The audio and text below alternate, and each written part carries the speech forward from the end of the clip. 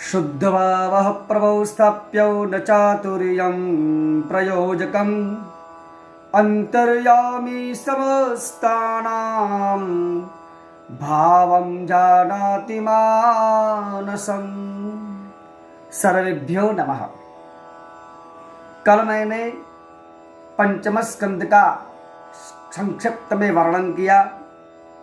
आज मैं षष्ठ स्कंद का संक्षिप्त में वर्णन कर रहा हूं। श्रीमद् भागवत जी का षष्ठ स्कंद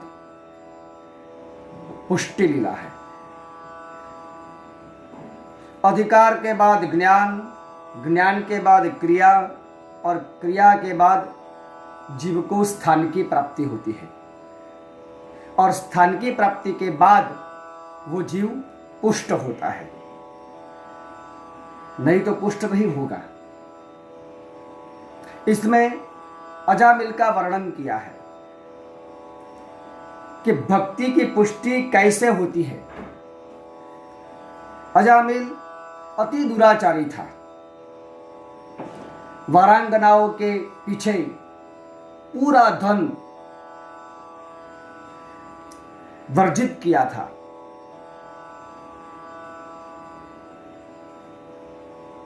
मदिरापान आदि इत्यादि जुगार, न खाने का खाना था, न खाने वाला द्रव्य खा रहा था, भोजन खा रहा था। तो ऐसा दुराचारी था। एक दिन हुआ ऐसा कि उनके गांव में संत लोग आए। तो वहां चौरे पे सारे लोग इकट्ठे हुए थे।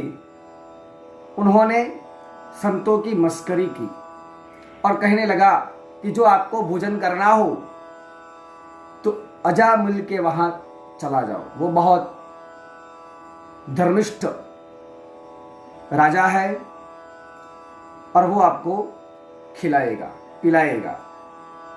तो गए सब। तो वारांगनाएं थी। संतों को पता नहीं था कि वो वारांगनाएं हैं। वो तो ऐसा ही समझता था कि वो अजामिल की धर्मपत्नी होगी। भिक्षा में मांगा कि हमको भोजन करना है। सब वारांगनाओं ने मिलकर अच्छा भोजन बनाया, खिलाया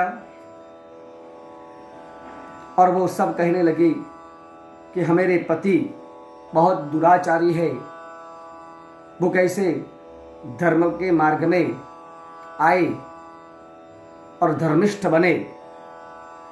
तो संतों ने कहा कि हमारे पास तो कुछ है नहीं, हम सिर्फ आशीर्वाद देते हैं। कहने लगे कि आपके यहां अब जब संतान जो होगा वो इसका नाम आप नारायण रखना। ऐसे आशीर्वाद देकर चल गए।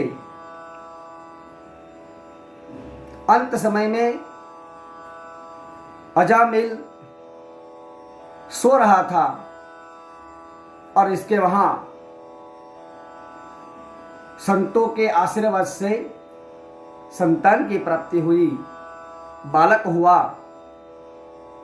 उसका नाम रखा नारायण। आंगन में वो खेल रहा था और अजामिल कहने लगा, नारायण यहां आओ, नारायण यहां आओ। मगर इसकी जो जीभ थी वो लथड़ रही थी, बोल नहीं पा रहा था मुंह से। तो नारायण आयो, नारायण आयो, ऐसा इसे मुंह से निकला शब्द और जीव चला गया। बहुत दुराचारी था। यमदूत आए थे लेने के लिए, मगर भगवान विष्णु ने कहा कि नहीं, अब वो मेरा हो गया है, क्योंकि अंत में भी उसने मेरा नाम लिया है। कहने का तात्पर्य ये है कि भगवान के अधिक जो जगत में श्रेष्ठ हो तो वो भगवान का नाम है। बहुत सारे दृष्टांत भक्ति पुष्टि के लिए दिए हैं। वृत्रासुर का वर्णन है। इंद्र दधीचि ऋषि के आश्रम में जाकर अस्थियां मांगकर इसका वज्र बनाकर उनका वध करता है। नारायण कवच है, वो नारायण कवच जो हम हर रोज करें तो हम शत्रु पर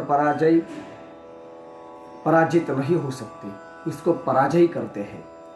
बस आज इतना ही। कल मैं सप्तम स्कंद की बात करूंगा। तब तक सबको मेरा प्रणाम। जय श्री कृष्ण।